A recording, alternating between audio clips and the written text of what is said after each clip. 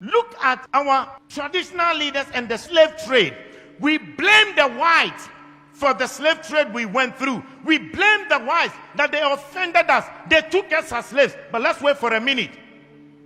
Who sold the black man to the whites? Who sold the black man to the whites? Our own traditional leaders. The enemy is not outside. The enemy is within. If we are asking the Europeans to pacify us and also to apologize to us, our traditional leaders must be the first to apologize on behalf of their ancestors for the evil they have done against their fellow blacks. Look at our attitude towards the environment and the destruction of our water bodies. All our river bodies have turned into dark brown. And you know what they said? In the next 20 years, if we don't stop this illegal mining, Ghana, we will import water to drink. Yet we don't care. And Chinese, they will come from their country into our forest, destroy our forest, destroy our land, and illegally mine and damage our waters. How can they come if the traditional leaders didn't give them permission to do that? And in one instance, whilst they were dead, our military went there to protect them. Our own military that is supposed to protect us rather protected the foreigners to destroy our water and destroy our forest.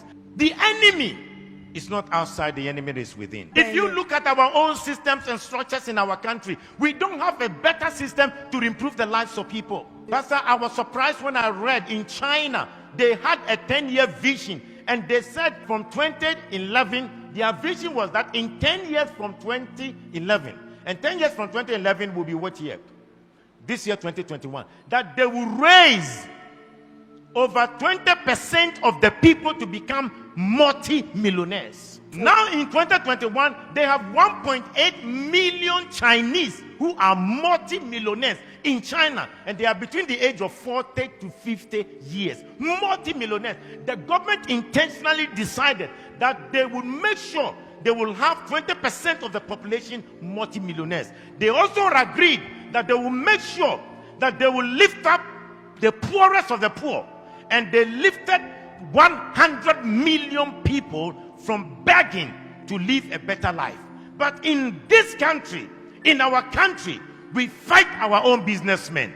Our government will fight our business people.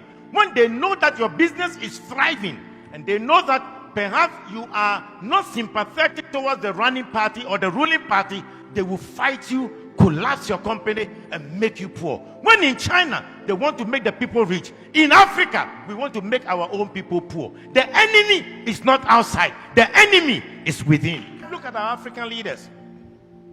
How much they stole, the money they stole away. We are told in Gambia, Jamal Yaha, he stole 11 million US dollars from his own country, Gambia. Sani Abacha stole between 1 billion to 5 billion dollars out of Nigeria. Hosni Mubarak stole 17 million US dollars in 8 years. The enemy is not outside.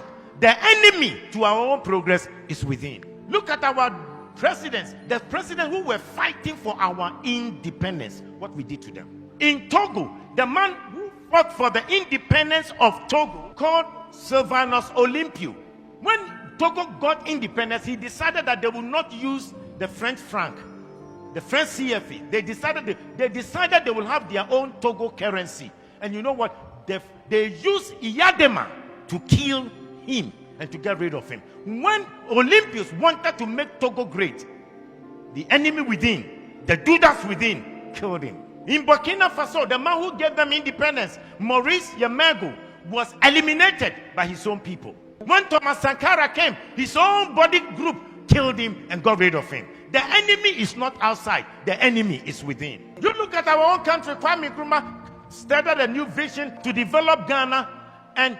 who undermined him from within? They threw him out by Kotoka. Today we celebrate Kwame Nkrumah, but their own Judas will damage him. I pray that the man who organized that coup to betray Kwame Nkrumah, and for us to name our airport after him, Kotoka International Airport, I think we should start a national conversation to change the name of the Kotoka International Airport, because as long as that name is, we have endorsed coup, we have endorsed enemies that will fight the progress of our nation. We must change the name of Kotoka International Airport to Kwame Nkrumah International Airport.